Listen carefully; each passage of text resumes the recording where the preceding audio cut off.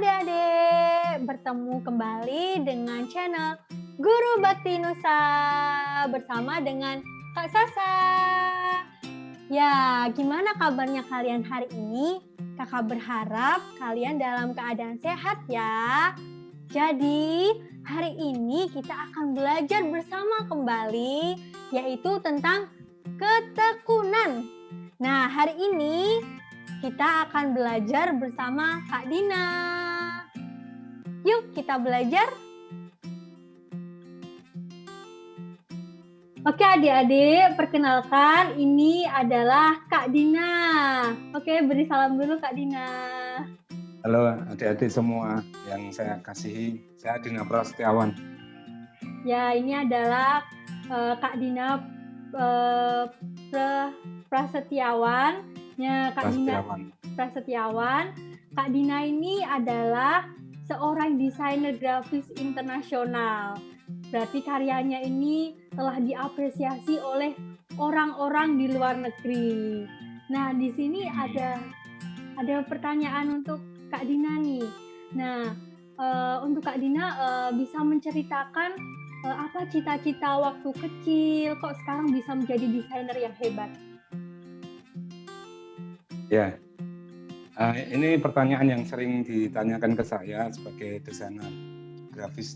Terutamanya saya desainer kaos ya Mbak, desainer ilustrasi untuk kaos seperti itu. Dari kecil memang saya punya cita-cita yang tidak pernah berubah sama sekali, tidak pernah saya ganti satu kali pun. Jadi waktu saya kecil mulai ditanya cita-cita usia sekitar kelas 1 sampai kelas 3 SD itu kan biasanya di depan kelas gitu ada pertanyaan dari guru, kemudian anak disuruh maju untuk menceritakan cita-citanya apa, maunya besok jadi apa, besok gede. Waktu kecil itu saya bercerita bahwa saya itu pengen jadi pelukis, seniman lukis seperti itu. Nah, kalau untuk Bapak sendiri, untuk Kak Dina sendiri, bagaimana perjalanan Kak Dina menjadi seorang desainer yang hebat? Bagaimana perjalanannya? Ya, tahun 2000 saya lulus, masa transisi di mana arah ke digital, dari manual ke digital, dari ya banyak hal terjadi di tahun-tahun 2000 itu. Saya mencoba melamar dengan ijazah teknik informatika saya, tapi tidak bisa. Itu sampai 3 tahun. Saya bekerja dari tahun 2000 sampai 2003 itu bekerja dengan pekerjaan yang tidak sesuai dengan cita-cita saya, kerja serabutan seperti itulah. Jadi pegawai toko, jadi tukang bangunan. Karena ya tidak menggunakan secara maksimal ijazah saya. Ya di industri belum begitu banyak menggunakan teknik pekerja-pekerja teknik informatika, tapi lulusan teknik informatika, tapi saya sudah punya ijazah itu, tapi industri lapangan pekerjaan belum banyak yang menggunakan. Hingga tahun 2003 itu ada lowongan pekerjaan buat desainer grafis di baju anak-anak di PT Arindo Garmentama Semarang di kawasan industri Candi sana. Ada lowongan pekerjaan tukang gambar untuk baju anak-anak. Nah, PT Arindo ini bergerak di supplier Matahari Department Store untuk baju anak-anak Little M, Aero Kids gitu. Nah, saya akhirnya mulai tahun 2003 itu bekerja di situ sebagai desainer baju anak-anak, desainer grafisnya ya, bukan desainer model bajunya, bukan fashion designer tapi desainer grafis. Nah, di situ saya mulai merasa ini cita-cita saya mulai terbentuk ini, mulai tercapai, mulai menunjukkan visualnya yang jelas bahwa cita-cita saya ini akan tercapai. Tapi sebelum tahun 2003 itu terjadi, saya mulai mencapai cita-cita saya itu terwujud. Di tahun-tahun antara kuliah sampai tahun 2000 itu saya itu mengalami masa-masa transisi, masa-masa akan merubah cita-cita juga. Karena teman gereja saya, junior saya di gereja, waktu saya dekor gitu, saya ajak beli belanja styrofoam gabus itu untuk didekor. Junior saya di gereja ini, junior pemuda saya di gereja ini berkata pada saya, review diri saya, Mas Dina itu pinter apapun, bisa nulis, bisa bikin cerpen, bisa main drama, bisa bikin naskah film, bisa dekor, bisa main teater, bisa gambar, tapi semuanya dilakukan Mas Dina, tapi nggak ada yang fokus. Nggak ada yang fokus itu dalam artian semua bisa, tapi nggak ada yang jadi. Kata teman junior saya di gereja waktu itu seperti itu, di GKJ sana, di Gereja Kristen Jawa Semarang Barat waktu itu seperti itu. Namanya kalau enggak, namanya Denny kalau enggak salah ingat, si Denny itu bicara seperti itu. Nah, reviewnya dia itu tentang diri saya itu, padahal itu di jalan itu mengingatkan saya, menegur saya banget bahwa saya harus fokus, saya harus mulai mengikis atau menajamkan kemampuan saya di bidang yang mana ini yang akan saya fokus, akan saya tekuni, akan saya telateni. Jadi saya waktu itu berkeinginan ada main film atau main drama atau bikin naskah film, jadi penulis, atau jadi tetap dari cita-cita awal. Karena Tuhan memberkati saya dengan beberapa kemampuan inilah, saya justru kadang jadi tidak fokus itu, dalam arti ya bukan sebuah kekurangan, tapi justru saya harus memanage diri saya, mengontrol diri saya untuk bisa fokus, bukan mengerjakan segala sesuatu tapi tidak jadi. Dalam arti tidak jadi itu tidak ada yang bisa jadi andalan, semuanya bisa jadi seperti mediocre gitu, tengah-tengah lah, average gitu, nggak ada yang menonjol.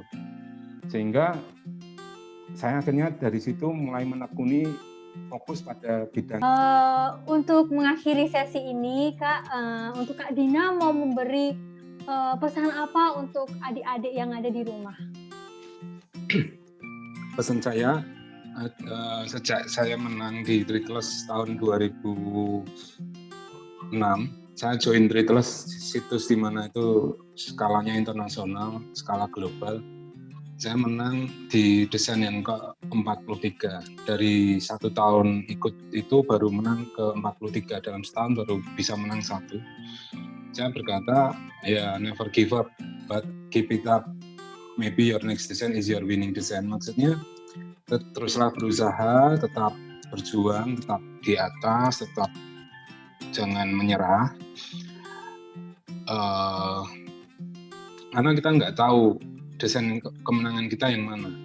Mungkin desain juara kita, desain sukses kita, atau karya yang membuat kita cemerlang itu karya selanjutnya, bukan karya yang sekarang ini. Kebanyakan orang yang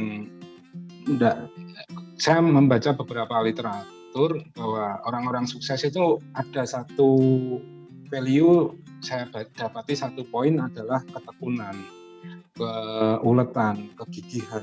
Kegigihan itu lebih pada satu konsistensi. Jadi sebaiknya kalau mau melakukan sesuatu dan mau berhasil, ya konsistenlah mengerjakan itu. Kalau kamu mau berhasil di desain seperti saya, ya konsisten gambar, latihan terus, walaupun mungkin sepertinya nggak ada hasilnya.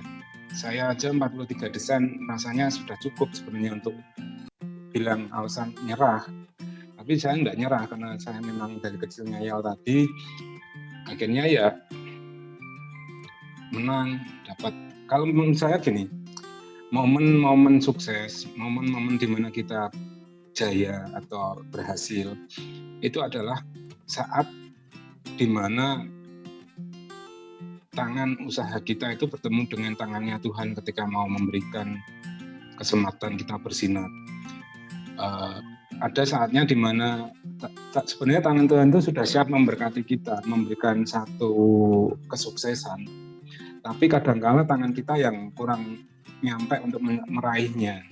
Dalam artian usaha kita sudah berhenti dulu, padahal tinggal satu langkah saja, tinggal satu tapak saja kita melangkah sudah berhasil karena Tuhan sudah menyediakan di depan itu. Dan kesempatan itu bisa kita raih kalau konsistensi kita terus kita kerjakan. Contohnya gampang, orang lain kalau tidak mengerjakan gambar, sama seperti saya. Mungkin satu angkatan itu ada mungkin beberapa teman yang bareng join Tritlos, sama-sama submit, tapi berhenti duluan banyak. Yang berhenti itulah yang nggak akan tahu kapan berhasilnya. Ada orang berkata kalau mau sukses itu ya cepat habisi jatah gagal kita, supaya jatah sukses kita semakin dekat.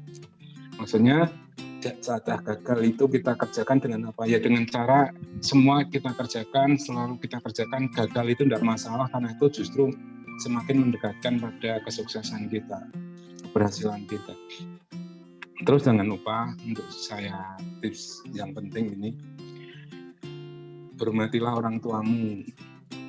Itu pesan Alkitab, hormati orang tuamu supaya panjang umurmu di tanah yang diberikan Tuhan kepadamu. Panjang umur itu ada kaitannya dengan kesejahteraan, kebahagiaan. Dan kalau kita mau jadi panjang umur itu ya hormatilah orang tua. Itu penting.